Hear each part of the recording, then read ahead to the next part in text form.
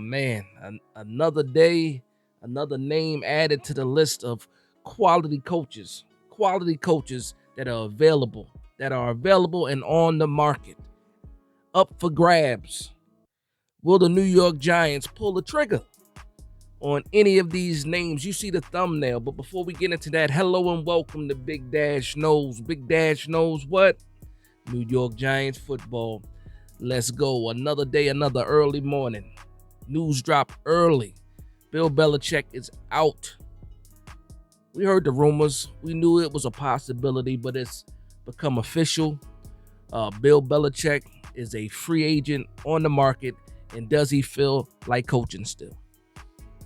You know, over the past few days, we've seen names like Vrabel, Pete Carroll. If you go to college, Nick Saban, a lot of surprises and coaching changes happening in the world of football.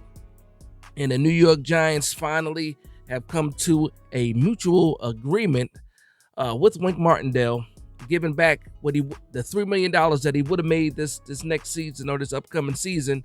The New York Giants get that $3 million back, but there are no stipulations, there are no restrictions on where Wink Martindale could go. Meaning, we could see Wink Martindale in Philadelphia. We could see Wink Martindale in Dallas, Washington. The only place we know we won't see Wink Martindale is on the Giants sideline coaching for the Giants. That's the only thing we know for sure when it comes to Wink Martindale. Now, I will say this for the people that are worried about Wink Martindale possibly, coaching one of our rival teams. Just think about what's going on here.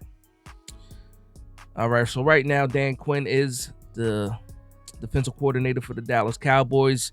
Pete Carroll leaves Seattle, so you would think that Dan Quinn is a good fit for Seattle. You see, Vrabel left Tennessee, and his name has been connected with a lot of places already. Prior to Bill Belichick being relieved of his duties and leaving the Patriots, his name was tied to teams like the Chargers, and then you have the OC from the Lions, also another hot name. You got Mike Kafka getting requests for interviews and everything else, and we're not blocking Mike Kafka from getting these interviews, unlike some other teams. Atlanta Falcons blocked us from being able to interview their offensive line coach. We're getting blocked. The Giants are getting blocked left and right. Meanwhile, these other teams can do whatever they want for the most part. But there's some teams and a lot of these teams that are blocking positional coaches from getting interviews are teams that don't even have a head coach in place. And I understand you want to give a chance. You want to give that new head coach that you bring in a chance to either retain some of the staff. But at the end of the day, what if he doesn't retain the staff? And now this guy who's a positional coach is out there looking for another job where he could have been interviewing, and you win it. That's hater stuff. I don't understand it. And it just, they shouldn't be allowed to block teams for just interviewing. Now, a team hiring a guy, maybe you can, if a team is offering to hire someone from your staff, maybe you just beat their price or something like that.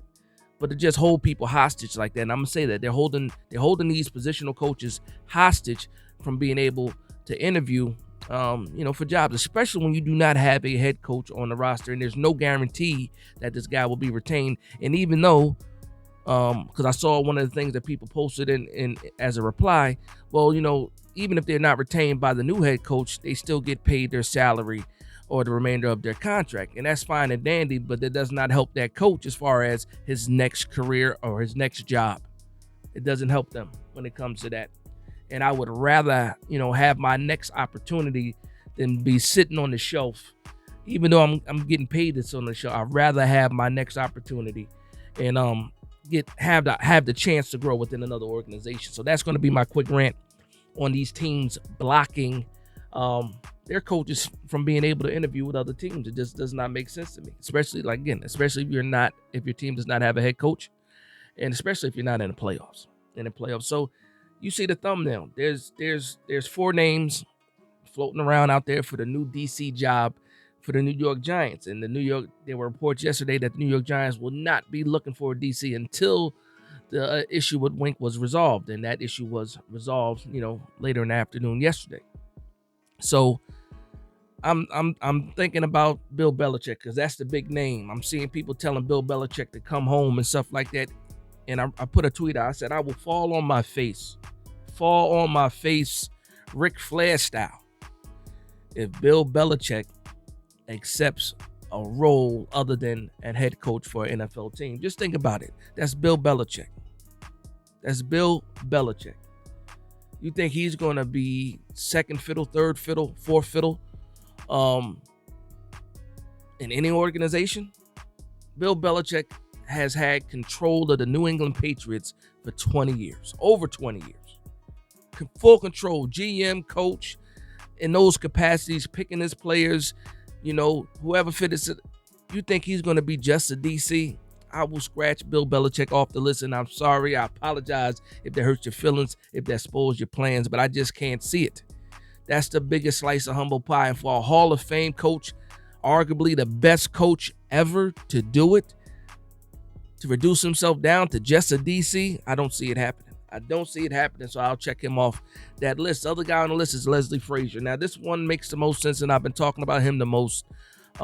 Leslie Frazier has already a relationship with Brian Daboll. Do I know the extent of that relationship? Absolutely not, but I know they have worked together in an OC-DC type of relationship.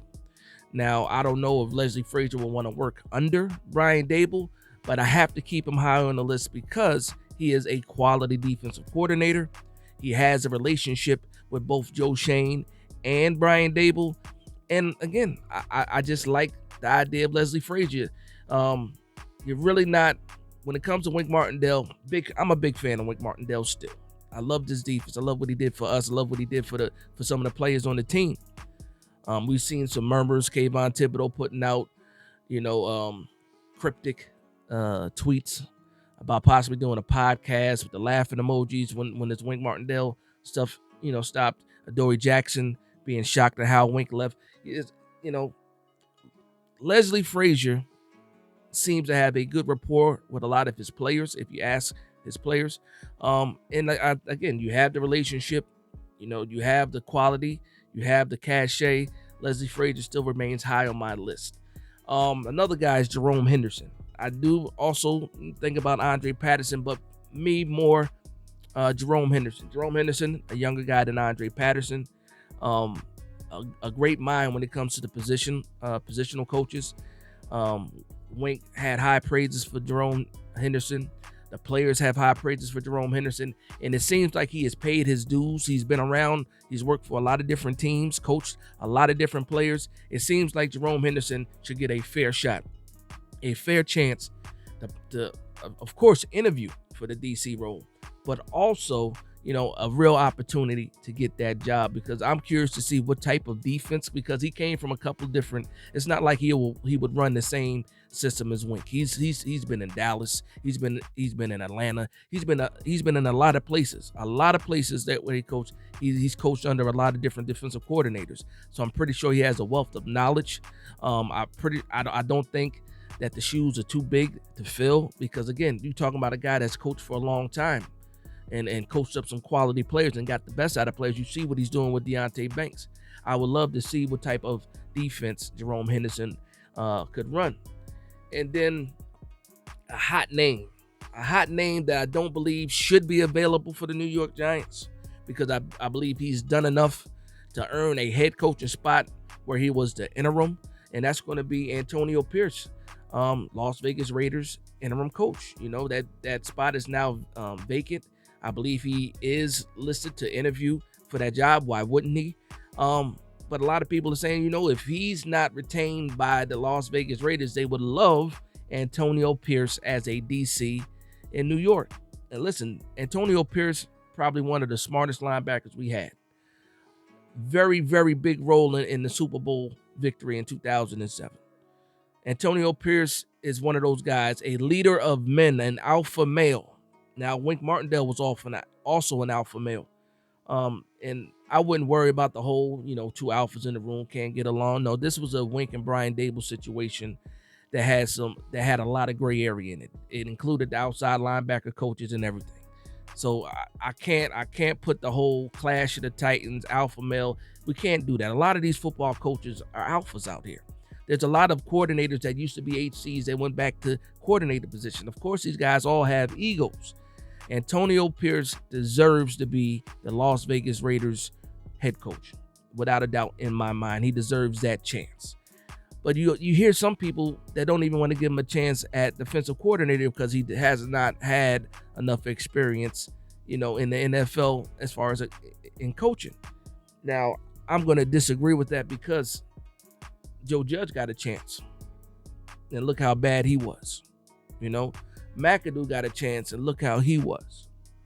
Antonio Pierce is without a doubt a man's man, alpha male, leader of men, earns the respect of everybody, had those players willing to run through a wall for him. I like that type of energy. Now, as far as the schemes go and things like that, I don't know what kind of scheme he would bring. I don't know how much control of the staff he would like.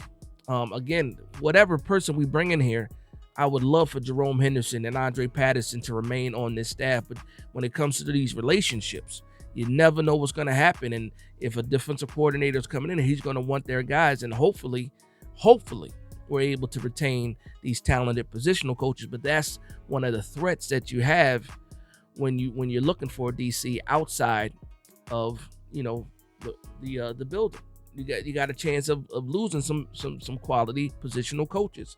And when it comes to Andre Patterson and it comes to Jerome Henderson, I don't want to lose these guys. I don't want to lose these guys to the point where I give them the DC role? Maybe not, but there's different titles that you can work around to get these guys more money and to give those guys, the resume to move on eventually when they want to move on. But that's just some of the names of the coaches that I feel will be good fits that are out there as big names. Also, I want to say this too. Outside of the Atlanta Falcons O-line coach, also the Raiders O-line coach, Carmen, I believe it's either Bracilio, something like that. He's also been linked to the New York Giants, has some New England ties with Brian Dable, so we'll see what happens with that.